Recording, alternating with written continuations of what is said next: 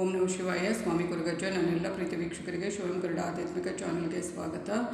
ಇವತ್ತು ನಾನು ಜೀವನದ ಪರಮ ಸತ್ಯದ ಬಗ್ಗೆ ಒಂದು ಉಪಯುಕ್ತ ಮಾಹಿತಿ ಇರುವಂಥ ವಿಡಿಯೋ ಮಾಡಿದ್ದೇನೆ. ಅಂದರೆ ಜೀವನದಲ್ಲಿ ಕೊನೆಗೂ ಜೀವನ ಅಂದರೆ ಏನು, ಅದರ ಕಟ್ಟು ಸತ್ಯ ಏನು ಅನ್ನೋದನ್ನು ಒಂದು ಉಪಯುಕ್ತ ಮಾಹಿತಿ ಕೊಡ್ತಾನೆ ಅದರ ಬಗ್ಗೆ. ಅದಕ್ಕೆ ಮುಂಚೆ ನನ್ನ ಚಾನಲ್ ನೋಡೋದು ಮಾತ್ರ ಅಲ್ಲ, ದಯವಿಟ್ಟು ಸಬ್ಸ್ಕ್ರೈಬ್ ಮಾಡೋದನ್ನು ಮರಿಬೇಡಿ. ಸಬ್ಸ್ಕ್ರಿಪ್ಷನ್ ಫ್ರೀ ಆಗಿರುತ್ತೆ. ಹಾಗೆಯೇ ಆದಷ್ಟು ಲೈಕ್ ಮಾಡಿ, ಕಮೆಂಟ್ ಮಾಡಿ, ಶೇರ್ ಮಾಡೋದನ್ನು ಮರಿಬೇಡಿ. ಹಾಗೆಯೇ ನನ್ನೆಲ್ಲ ವಿಡಿಯೋ ನೋಟಿಫಿಕೇಷನ್ ಬೇಕು ಅಂದರೆ ಬೆಲ್ ಐಕಾನ್ ಪ್ರೆಸ್ ಮಾಡಿ ಅಂತ ಹೇಳ್ತಾ, ಜೀವನದ ಪರಮ ಸತ್ಯ ನೋಡಿ.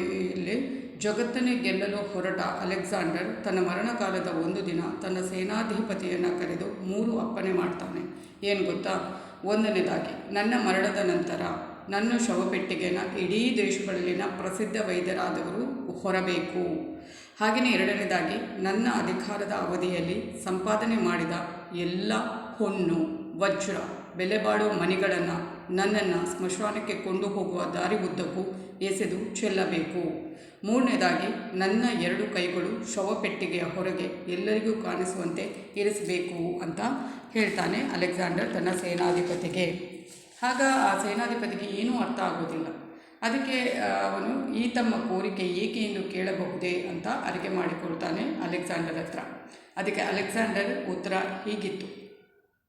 ಮೊದಲನೇದಾಗಿ, ಇಡೀ ದೇಶಗಳಲ್ಲಿರುವ ಪ್ರಖ್ಯಾತರಾದ ವೈದ್ಯರಿಂದಲೂ ನನ್ನನ್ನು ಉಳಿಸಲು ಸಾಧ್ಯವಿಲ್ಲ ಎಂಬ ಅರಿವು ಜನರಲ್ಲಿ ಮೂಡಿಸಲು ಪ್ರಖ್ಯಾತ ವೈದ್ಯರು ನನ್ನ ಶವಪೆಟ್ಟಿಗೆ ಹೊರಲು ಹೇಳಿದೆ ಅಂತ ಹೇಳ್ತಾನೆ.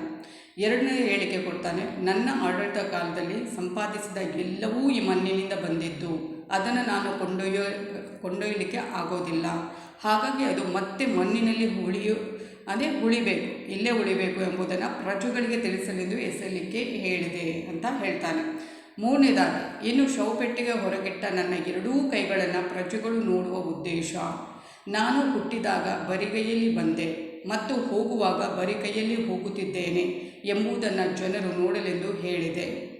ಇದರ ತಾತ್ಪರ್ಯ ಏನು ಗೊತ್ತಾ? ನೋಡಿ, ಎಷ್ಟು ಚೆನ್ನಾಗಿ ಅಲೆಕ್ಸಾಂಡರ್ ತನ್ನ ಸೇನಾಧಿಪತಿಗೆ ವಿವರಣೆ ಮಾಡ್ತಾನೆ. ಅಂದರೆ ನಾವು ಈ ಭೂಮಿ ಮೇಲೆ ಬಂದದ್ದು ನಮ್ಮ ಏನೋ ಒಂದು ಕರ್ಮಫಲವನ್ನು ಅನುಭವಿಸಲಿಕ್ಕೆ ಅಷ್ಟೇ ಹೊರತು ನಮ್ಮ ಆಸ್ತಿ ಅದು ಇದು ಅದನ್ನೆಲ್ಲ ಏನು ಕೊಂಡೋಗೋದಿಲ್ಲ. ನಮ್ಮ ಕೊಂಡೋಗೋದು ಪಾಪ ಪುಣ್ಯಗಳ ಲೆಕ್ಕಾಚಾರ ಮಾತ್ರ ಅನ್ನೋದನ್ನು ಅಲೆಕ್ಸಾಂಡರ್ ತನ್ನ ಸೇನಾಧಿಪತಿಗೆ ಎಷ್ಟು ವಿವರಣೆ ಒಂದು ಒಳ್ಳೆಯ ರೀತಿಯಲ್ಲಿ ವಿವರಣೆ ಕೊಡ್ತಾನೆ ಅಂತ ನಾನಿಲ್ಲಿ ಹೇಳಿದ್ದಾನೆ.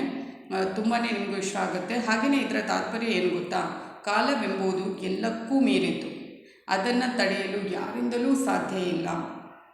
ಬದುಕಿರುವಷ್ಟು ದಿನ ಸಮಯ ಉತ್ತಮ ಕೆಲಸವನ್ನು ಮಾಡಬೇಕು. ನಮಗೆ ಏನಾಗುತ್ತೋ ಅದನ್ನು, ನಮಗೆ ಒಬ್ಬರಿಗೆ ಉಪಕಾರ ಮಾಡಲಿಕ್ಕೂ ಆಗುತ್ತೋ ಇಲ್ವೋ ಗೊತ್ತಿಲ್ಲ, ಅದು ಉಪದ್ರವಾಗಿ ಬದುಕಬಾರ್ದು. ನಮಗೆ ಏನು ಕರ್ತವ್ಯ, ನಮ್ಮನ್ನು ದೇವರು ಏನು ಈ ಭೂಮಿ ಮೇಲೆ ಕಳಿಸಿದ್ದಾನೆ ಅದನ್ನು ಮಾಡಬೇಕು, ಹೋಗಬೇಕು ಅಷ್ಟೇ. ಆದಷ್ಟು ಪುಣ್ಯದ ಕೆಲಸವನ್ನೇ ಮಾಡಿದರೆ ಒಳ್ಳೆಯದು. ಅವುಗಳು ಮಾತ್ರವೇ ಜನರ ಮನಸ್ಸಿನಲ್ಲಿ ಶಾಶ್ವತವಾಗಿ ಉಳಿಯಲಿಕ್ಕೆ ಸಾಧ್ಯ. ನಾವು ಏನು ಕೆಲಸ ಮಾಡ್ತೇವೆ ಪುಣ್ಯದ ಕೆಲಸ, ಅದು ಮಾತ್ರ ಜನರಲ್ಲಿ ಯಾವತ್ತೂ ಇರುತ್ತೆ. ನಾವು ಸತ್ತ ನಂತರ ಕೂಡ ಅದನ್ನು ಸ್ಮರಿಸ್ತಾರೆ.